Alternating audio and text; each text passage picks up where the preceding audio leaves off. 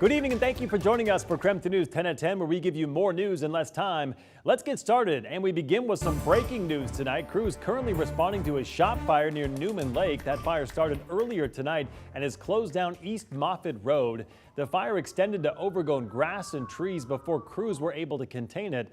The family living near the shop was not hurt and no damage was done to their house. Of course, this is a developing story at this hour. We will continue to bring you updates just as soon as we receive them. In other news tonight, 43 million Americans have federal student loans, and for the past 2 years, they haven't had to make any payments. That relief during the pandemic could end next month, and that has some in our area worried about how they'll be able to afford it.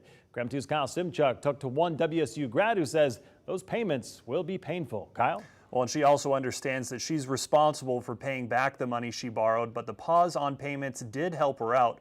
We also talked with a financial expert on what borrowers should be doing now to prepare for those extra monthly bills. Andrea Cuevas graduated from WSU in 2020 with a criminal justice degree and a mountain of student loan debt. Calculating all my loans, I owe about like $80,000. Like thousands of other borrowers, she hasn't had to make any payments yet.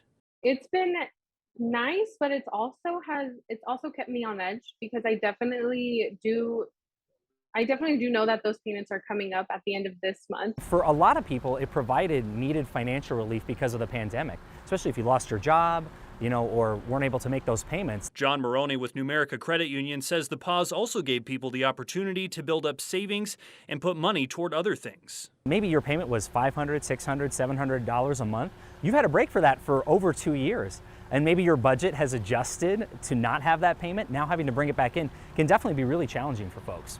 Maroney says about 30% of federal student loan borrowers have a balance of $10,000 or less. Tomorrow, President Biden is expected to announce the government will forgive up to $10,000 for borrowers earning less than $125,000 annually. So for those folks, that's going to be a pretty significant change for them.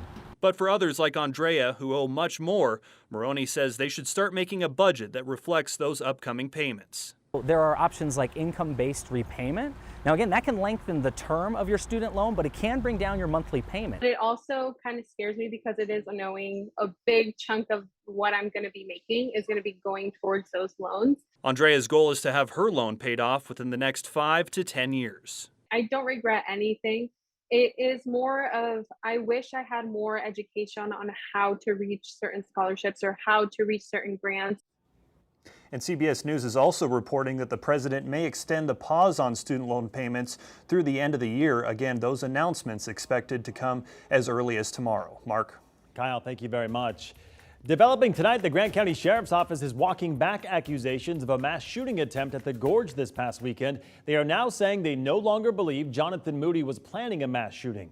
Over the weekend, authorities announced that attentive concert goers alerted security to 31-year-old Moody after they saw him inhale some kind of a substance before loading 2 pistols from the trunk of his car. He then reportedly approached concert goers and asked them what time the show ended and where people would be exiting the concert.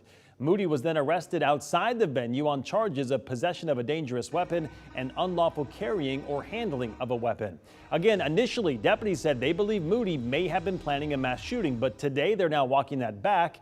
And I asked Grant County spokesperson why the change. He essentially said detectives came to that conclusion after more investigating. Take a listen.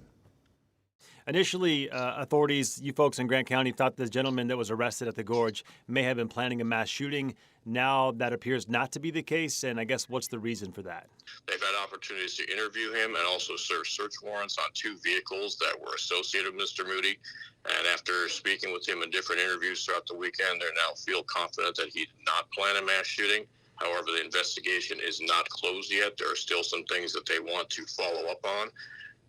But right now, we are confident in saying that he was not planning a mass shooting. At this point, investigators are not saying exactly what they learned to determine that Moody was not, in fact, planning a mass shooting. Moody, for his part, was arraigned on his charges yesterday, and he's since bonded out of jail, so he is no longer in custody. And now to our night beat with a quick look at today's top stories. Tonight, several families are without a home following a massive fire in Cheney. City officials saying it was the worst fire they have ever seen. Really sucks from, everything just being gone and taken from us, but we have our lives, so, And we're able to eat now. We don't have to worry about what we're going to eat tonight. So we'll probably manage. In the middle of the night, people living at the motel left their rooms with nothing but the clothes on their backs. Thankfully, no one was hurt, but now they're figuring out just how to move forward. The Red Cross reached out to those who are displaced because of the fire. James Hansley, who you just heard from there, says the Red Cross gave him a $500 Visa gift card, which is meant to cover a motel room and some food.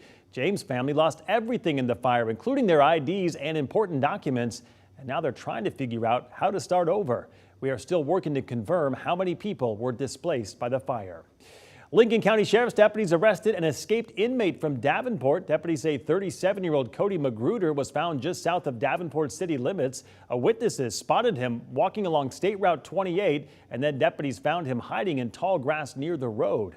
Magruder escaped last night from the Lincoln County Jail when he and a second inmate overtook a guard. That second inmate was detained before he escaped. Magruder was in custody on property crimes and an out-of-county warrant. Well, a terrifying moment for passengers about to take off at SeaTac yesterday. Right after an Alaska Airlines flight took off from the runway, the crew felt a, quote, unusual vibration and turned around. It landed safely, but as it did, part of the engine cover tore off right there. Take a look. Everyone on board was okay, and they were all put on a different flight to San Diego. I mean, it's kind of exciting. I think it's something that should have been in the works for a while. I know a lot of friends that I know that are working, and some people are almost working basically full job days after school constantly. So I think it's almost something that should have been here for a long time. Nearly 30% of Washington students are employed in high school, and now schools across the state will allow students who are 16 years old and older to earn elective credits toward their high school diploma through paid work experience. Students will be allowed to earn up to 4 elective credits through work experience, and no more than 2 of those credits may be earned in a year. A student can work to cover 1 of 7 required electives. In a statement, the Office of Superintendent of Public Instruction says they hope this new program will encourage students to explore different interests they choose for themselves through paid work. And that was your Night Beat. To learn more about any of these stories, just text us the word night to 509-448-2000 and we'll send them directly to your phone. Well, Wendy's is pulling romaine lettuce from its sandwiches in some restaurants that have been linked to an E. coli outbreak. Nearly 40 people have now been infected with the outbreak strain E. coli in 4 states, with most of the cases from Michigan and Ohio. At least 10 people have now been hospitalized. Most people reporting eating sandwiches with romaine lettuce at Wendy's restaurants before getting sick. We saw some cars get through it, and then all of a sudden we were stopped, and then I see a car just like floating towards the wall, and so like, oh shoot. Meanwhile, historic and deadly rainfall has devastated the Dallas area. The city has gotten little to no rainfall this summer. Then it all fell at once starting Sunday night. Eastern Dallas saw nearly a foot of rain in just 24 hours, leaving at least 1 person dead. In Fort Worth, rescue crews responded to more than 170 calls for rescue, with that number expected to increase. Many residents across the region were forced to wade through the waters in their own homes. Let's transition to weather here locally because we could see more thunderstorms in the coming days. I want to get outside right now to Chief Meteorologist Jeremy Legoo in the Outdoor Weather Center with more on what we can expect in the coming days. Jeremy? Well, Mark, it is going to be more thunderstorms. I think tomorrow is our best shot at getting some of those. Right now, temperatures sit on the warm side, just shows how much moisture we have in the atmosphere. Remember, say 24 hours ago when Deer Park and Sandpoint were down in the 50s? Right now, Deer Park's in the mid-60s, Sandpoint still in the 70s. Like the rest of the inland Northwest. And those 70s do show how much moisture we have in the atmosphere, and that's all thanks to the storm sitting off to our north. It's basically what we call a cutoff low. It's not really doing much, and it isn't going to do much in terms of moving. And so what we wind up getting is more storms sparking off each afternoon underneath it. Flood watches in place. These are aerial flood watches. It basically means flash flooding is possible tomorrow as the storms fire off. They are going to start a little bit earlier in the day and then likely grow more widespread as we get into the afternoon and evening. Some of those storms could dump substantial rain and then not really move all that fast. And that's what gives us that greatest threat of flooding later tomorrow. Coming up, we'll talk temps and when we'll finally see a dry day. Sounds good, Jeremy. We'll check back in with you later in the broadcast. And that was your KREM 2 News 10 at 10, where you get more news in less time. But don't go to bed just yet. As we continue our Boomtown series, city officials are looking to expand multifamily housing in Spokane. We'll share how when we come back in just 90 seconds.